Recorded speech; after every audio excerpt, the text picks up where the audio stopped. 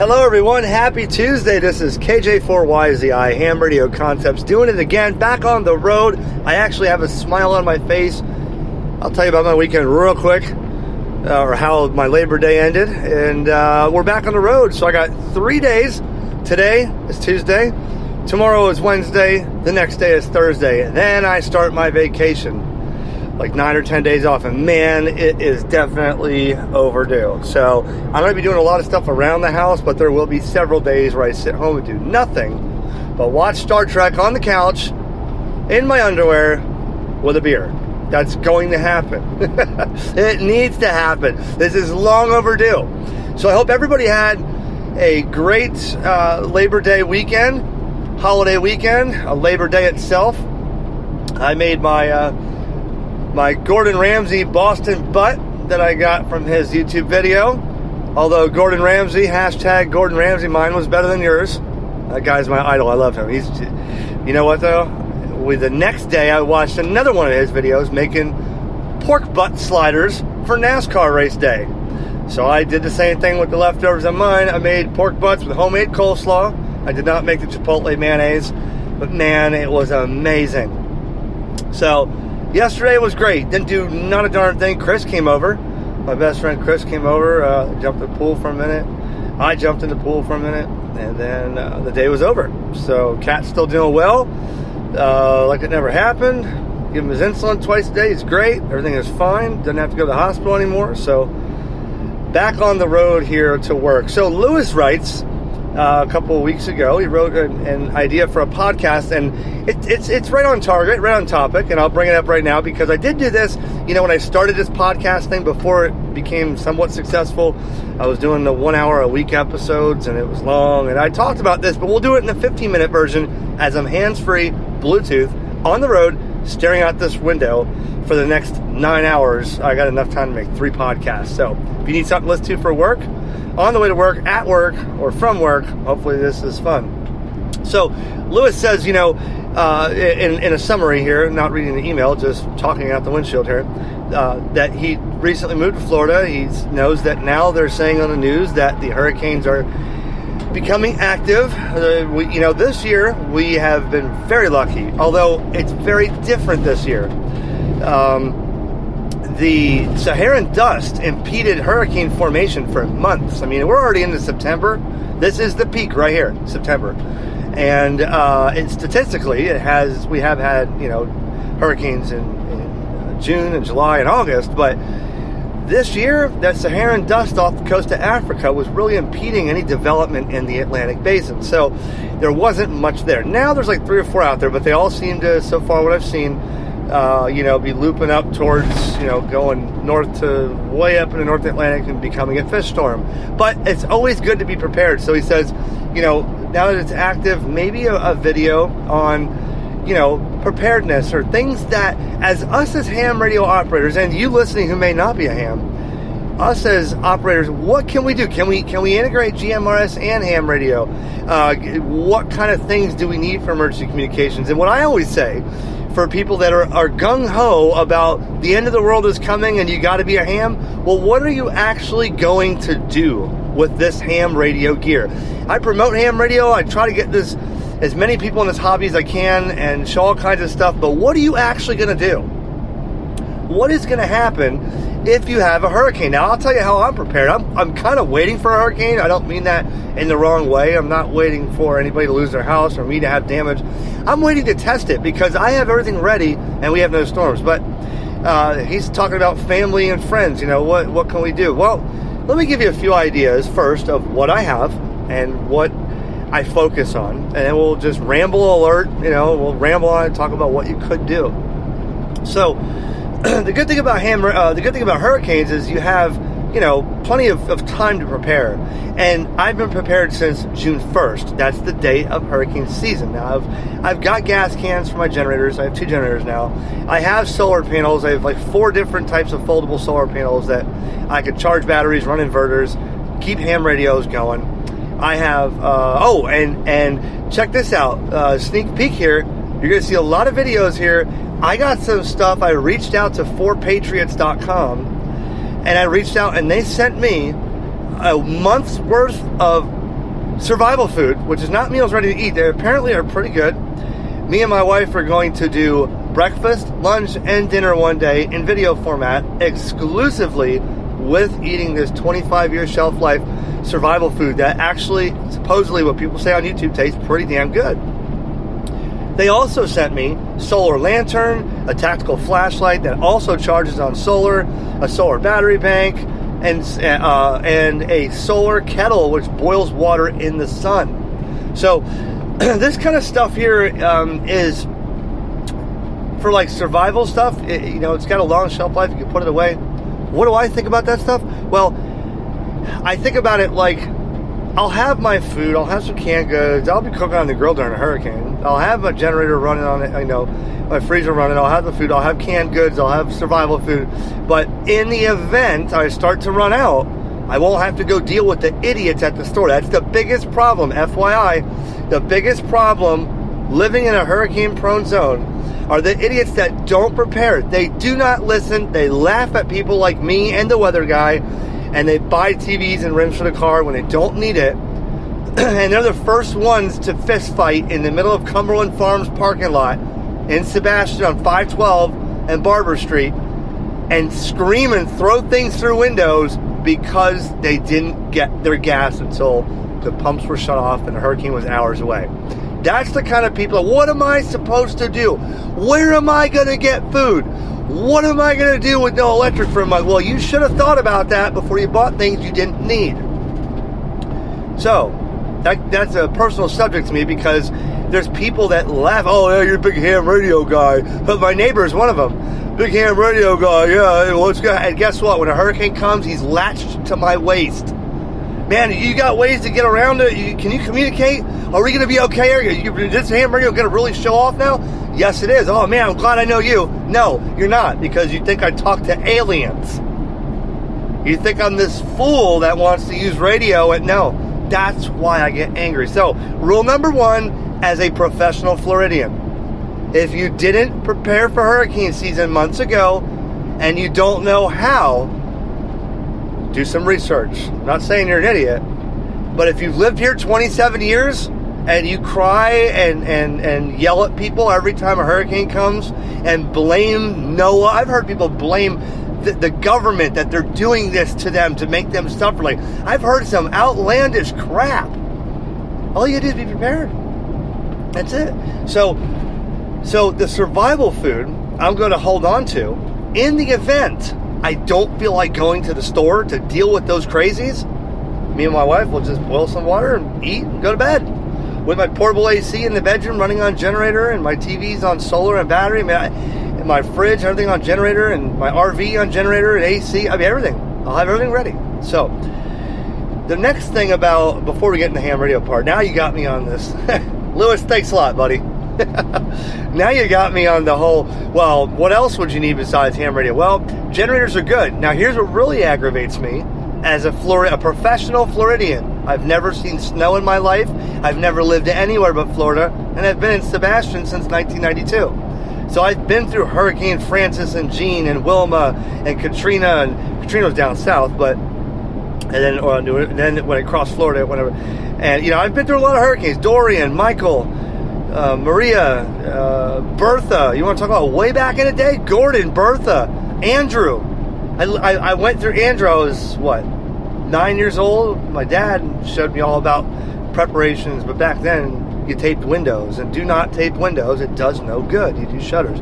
But in 1992, that's what everybody did. So I am a professional Floridian.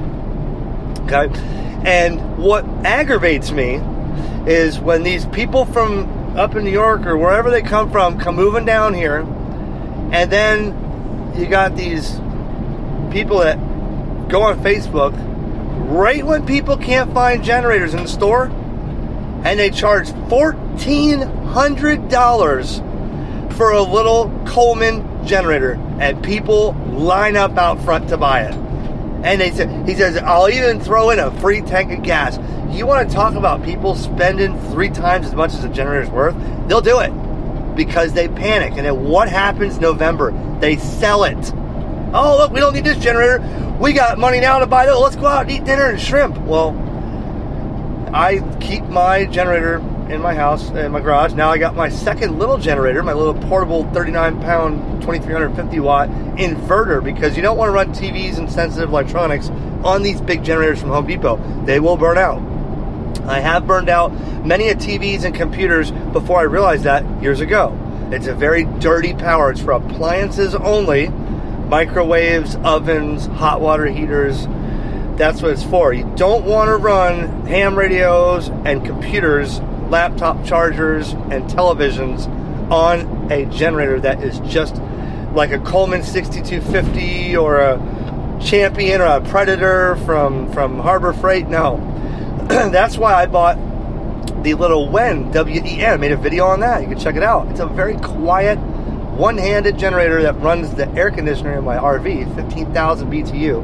And I can run so many more things with that little tiny thing. So a generator, put yourself aside some money in the winter. It's too late now. You can buy them now, but the prices will go up. People start selling out.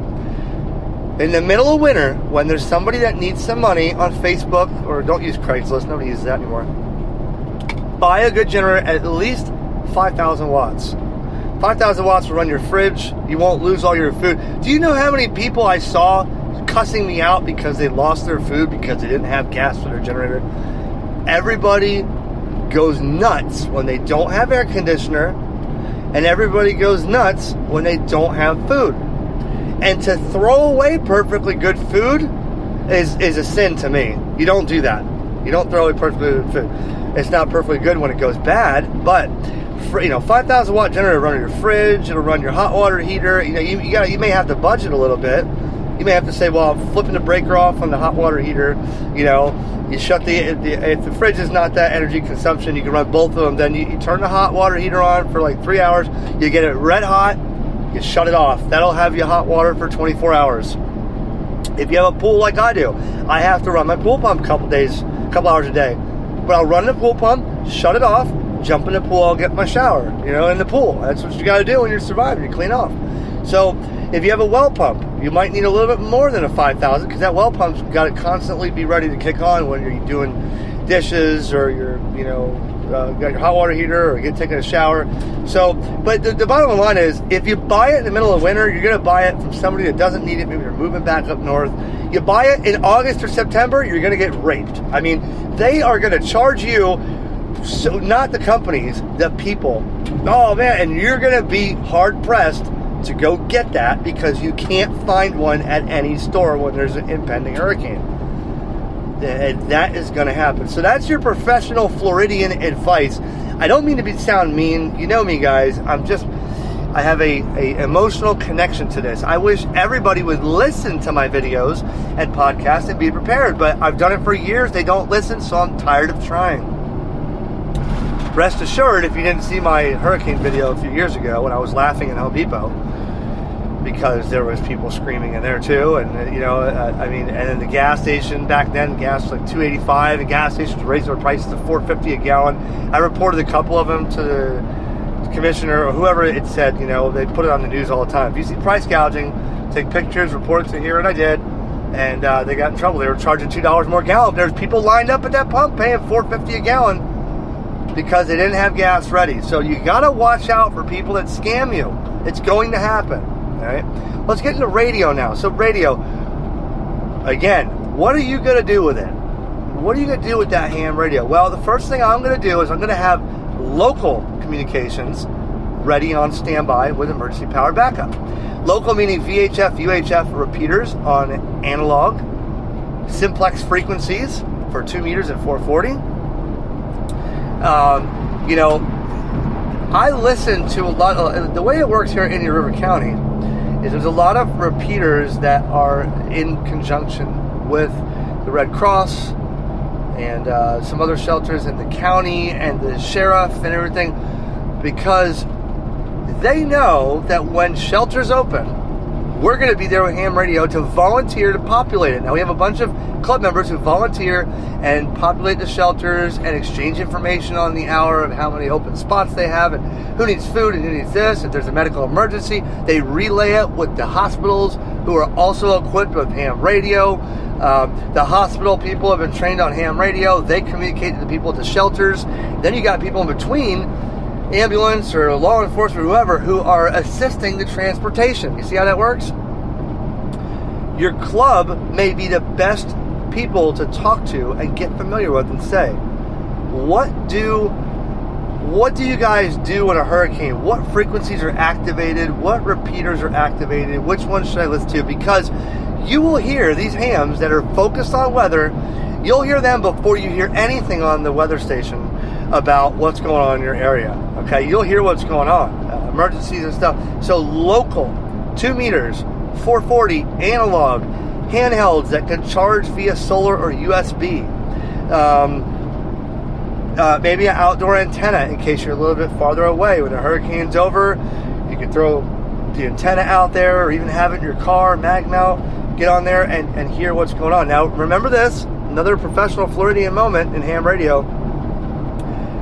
When you have a hurricane and they are using repeaters and frequencies for emergencies, do not get on those frequencies and start talking about your Social Security or your cooking of the day or the YouTube video you watched or your TikTok.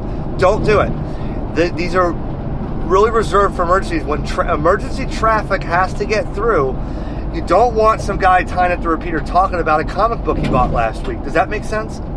That's if you have a private repeater and they don't say that, then I'm wrong. But I'm telling you, I've heard many areas where the repeaters, hey, let's keep this to priority traffic only, emergency traffic only, in the event somebody needs help. Okay? Remember, one of the test questions on ham radio is, what is the purpose of amateur radio, ham radio? It's to promote the science and art of radio communications and to protect the life and property of humans. There's a way to write it, but to protect the life and property of other citizens during a disaster. That is what ham radio is. It is a hobby, but it's a service. So keep the frequencies clear. You can monitor all day. Unless you have some traffic, if you have to interject and say, hey, no, there is a tornado that just spawned here. We are in danger now in the middle. If you have to do that, you do that. But don't get on there and be like, well, there's no hurricane yet, so I'm going to talk. Let me tell you about this new radio I got. Well, keep that to a minimum because they may keep it open in case there's a 30-minute interval of shelter traffic. How many people are checking into the shelter every half hour? You don't know what their schedule is. So that's something to keep in mind. All right? Not being mean, guys. Don't take me the wrong way, please. I'm just trying to... The people that listen to me on this podcast get it. They know who I am. They know I'm never mean, I'm never judgmental, but there's somebody that's going to listen or someone you need to listen or that you need to tell to listen. You forward them this. And they're the people that are hard-headed that just, I have to do it this way to get it through their heads. That's all. Okay, so local communications, because people say, well, I got my 20 and 40 meter dipole set up and this and that for emergency. Here's the thing.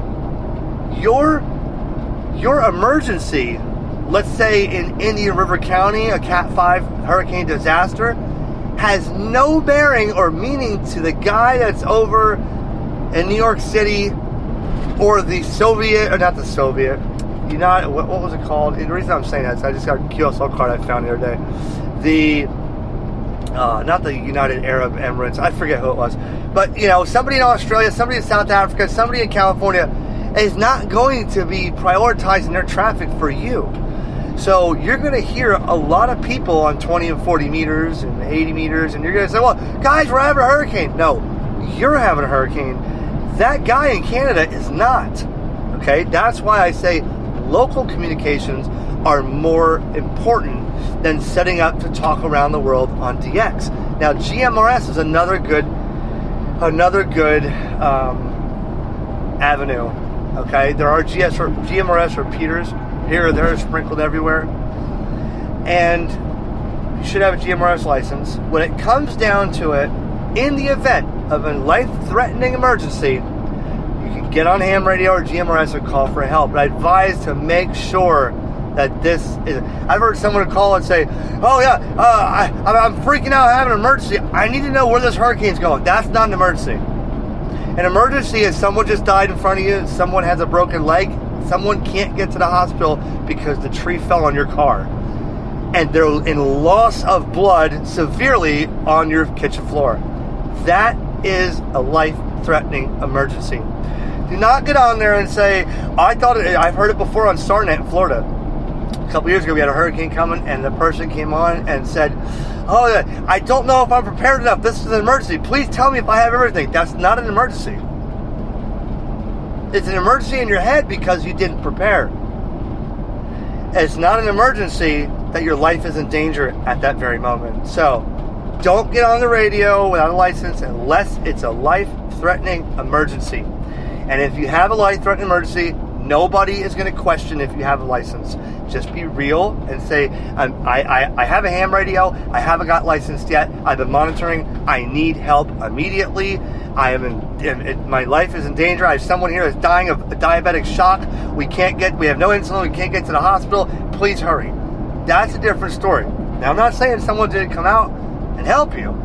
I'm saying there's people out there that will relay to law enforcement and emergency services and wherever, okay? Remember this, as a professional Floridian, oh man, this could go for an hour. This might be a little bit longer than 15 minutes, guys. As a professional hurricane Floridian, they will tell you, if you're in an evacuation zone and you don't evacuate, it is up to you. Now, if the tree falls on your house and you got a 140 mile an hour wind out there, no one will come for you. That is a proven fact. It is a statement that they've made countless years. We're not going to endanger our emergency responders because you didn't listen and didn't evacuate. Okay? So people have done that before. They were out there in a boat during a Cat 3, and that's on my YouTube video, and the sheriff's department made the decision to go out there in 20-foot waves and go get this person, rescue them off the boat because they were calling Mayday, Mayday. Their boat was sinking when they thought it was funny to go out in the river during a Category 3. Now, again, if you can't evacuate, I get it. If you don't want to evacuate, I get that because I do not evacuate. Period. The end. I've never evacuated. I never will. Why? Because I like to be the first one there in my neighborhood to assist my neighbors and to make sure that everything's okay. I'll be out there as fast as I can, whether I have to take my jet ski, a canoe, or my diesel, 4-wheel drive, and go out and see if my neighbors are okay and see what I can do for my immediate neighborhood. If I feel that if I evacuate, and trust me, if I say I'm not going to evacuate, I will not put my family's life in danger. If it meant that my wife was going to be possibly killed because of my decision, I wouldn't make that decision. Normally a Cat 3, when I'm 15 miles inland in a blockhouse, we can handle it. And I have everything ready. I have an emergency plan. She knows where to go. If the roof blows off, I know how to protect her with mattresses and where to go. I get it. But if it was by herself, I wouldn't let her do that because I'm the one that blows the panic whistle at my house. I'll tell you when it's time to panic. I haven't done that yet, but I'll tell you when. So just rest assured, you can have all the ham radios you want and you can be ready to go. But if you are in an evacuation area, or even if you're not and something happens, they're not going to send emergency medical responders to get you until the storm has passed. And at that point, it could be too late. So I want you to remember that, okay? So we talk about local things. So solar panels. Why are solar panels good? I have done several videos of some solar panels, foldable, portable, because I don't want this great big honking thing. I have one big old heavy 30-pound foldable 135 watt solar panel by Samlex, and Gigaparts that gave it to me years ago, and it works good. That thing's heavy. You don't want to go throwing that in a bag. You can't. It's 2.5 feet wide. But the other ones I have, you could fold these things up and put them on the yard outside, unfold them, put them in a bag, take them with you, put them on the roof of your car. You can put them, and they produce a good amount of power. With a solar panel and a charge controller, you can generate power to a couple portable batteries that you have. You don't need, everybody says don't buy lead acid batteries anymore. Well, if you can't afford a $400 lithium battery, then that's why I don't have them, because I can't afford it. And there are smaller lithium batteries that are less expensive. There are stuff like BioNO. Calculate the capacity of the battery and what you plan on using for it, and then double that and give yourself overhead, so that if the sun, remember this. As a professional Floridian, during a hurricane, there's no sun. After the hurricane, there's no sun until about a day or two later. Okay? Usually, if the hurricane comes in overnight, which seems to be every hurricane I ever went through was overnight, I just stay up with pots of coffee and espresso to watch the house, and while my wife slept. Let me know if there's anything wrong as she goes to sleep. Here I am. I got 4 laptops open. I got ham radio standing by. I got my TV on, on antenna. We'll get to that in a minute. And I'm just watching because I want to make my own formulation and see what's going on. So, but it's like, when you wake up in the morning, the winds are still 65 miles an hour, then it's 45, it's 35. It's going to be another day before you get sun. So make sure you have your batteries charged. Make sure you have no need for the solar, and budget your usage of your batteries until the hurricane is gone, because what's the worst part of a hurricane? 2 days later, 0 wind, no clouds, no air conditioner, and it's morbidly hot outside. Morbidly hot. When I tell you that is when people go psycho, okay? That's when you're going to want to have your solar panels. That's when you're going to want to have your batteries ready. That's when you're going to want to have your food stored already, but now you start cooking it, because you're going to be wasting fuel and all that stuff when for right during or after the hurricane, when you don't need it until 4 or 5 days later, when you're 4 days into it, you haven't had a shower, or you rinsed off in a hose. It ain't a hot shower if you don't have a generator, and it gets miserable. About day 4, day 5, people start to break. Now you're going to get, people driving down the road looking for anybody that's got water, or, wanting to make friends all of a sudden. Hey, that's cool. Might we sit by your pool? No, they want a shower. That's what they want. They want a shower, and they want to get in the air conditioner. And they have nothing at home. So I made the mistake one time of letting a couple people over, and they cleaned us out, man. They wouldn't stop eating. They drank all our water. They were using the hot water. And I was being too nice about it. My wife says, honey, obviously they had nothing ready. I said, yeah, you're right. I thought they weren't really friends. They were kind of like, I knew them. They were neighbors down the road. But now they want to come out, because day 5, it's miserable. It really is. So there may not be wind, there may not be catastrophes at day 5, but it's a miserable experience. So I'll gladly, if I have no electric still, I will have my solar panels out there charging during the day. I will have my TVs going on my little inverters that are powered by batteries. I will be cooking in the grill that's full of propane. If not, I'll use the oven that's running on a generator. I'll be, taking a shower, probably 1 hot shower a day, depending on how much hot water I keep. And then TV. Now, what about TV? It's coming up to 30 minutes, so I'll try to wrap this up. TV. Well, that's why I don't pay for cable. Okay? First thing to go down during a hurricane. Cell phone towers. Power. Cable lines. AT&T, Comcast. Your phone in a hurricane, in a natural disaster, will not work. The cell phone companies say they're on battery and generator, but I've seen it. It's in my hurricane video. Go ahead and look at that video.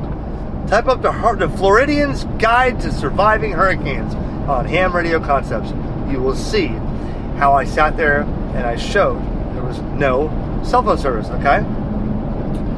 So if you have no cell phone service and you have no internet, who do you got to talk to? Right? Nobody. So what happens at day 4, day 5 when you're miserable because it's hot and you have no hot water and there's no wind, no AC? You're bored.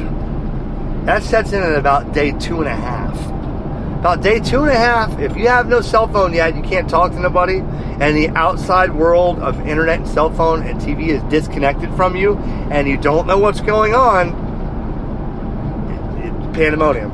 People pull their hair. I've seen it. Don't tell me. I've seen it. Okay? Which reminds me, weather radio, page 4 Patriots. I'm going to show you a video on this. Sent me a solar, hand crank, portable, battery powered and solar powered emergency NOAA radio with FM. FM radio stations locally will switch to emergency coverage. You'll hear Noah for the word. So you got to have a way to listen. But TV, I use an antenna. The best video of all time, going about 2 million views now on my YouTube channel. About 1,000 people a day right now are watching my antenna TV video. I have 2 or 3 of them. They're watching the main one. Now that one's a little outdated now. I made another one 4 months ago. You can check that out. But check it out. I show you all about how antenna TV works. And guess what? I will promise you this. I would not lie to you.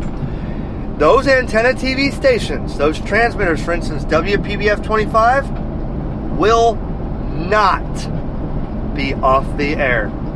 There's so much redundancy, there's so much emergency backup. That station pledges, and I've never seen it go offline, will pledge to be there and give you coverage 24/7 until it's all over. And the only way you're getting that during a hurricane is with a TV antenna, over-the-air HD TV free antenna. I get about 75 channels at my house. And what happens when you're tired of watching everything about the storm? It gets old after about day 2 1/4, day 2 1/2. Okay, I've had enough. I get it. We're good. Now you get stuff on there like Ion and CBS. You can watch Price is Right. You can watch Wheel of Fortune at night. I mean, you could do this on antenna TV. You got to get your mind off of disaster unfolding to keep yourself sane. Some of the best arguments me and my wife had were during a hurricane years ago. I learned from my mistakes, didn't I? That was years ago. I've known her, 17 years now? It was years ago. We lived in a trailer, and yeah, it was, we didn't have enough to prepare. We had no money. We were poor. Trying to raise the kids, we were poor. I mean, we had no money. We were living out $300 a week 17 years ago. I've come a long way. So, last thing is friends and family. There is something called FRS, Family Radio Service. A great option if you have friends and family that are in the local vicinity, or maybe they're next door, maybe your mother lives next door, or maybe they're a block away or something, and you can reach them on an FRS radio, okay? You can talk to them and keep in conversation, because you don't want grandma or mom to have a situation next street over during the hurricane and you can't reach her, okay? So you can develop a plan and say, listen, we're a little far here. You go to this window every hour, okay? You have a clock here. Sit by the back of the house so we can reach. Maybe the signal's not good enough. Maybe you can do it inside the house. And say, hey, Mom, let me check on you every hour, or maybe we could, and you can talk. Keep yourself occupied. Talk.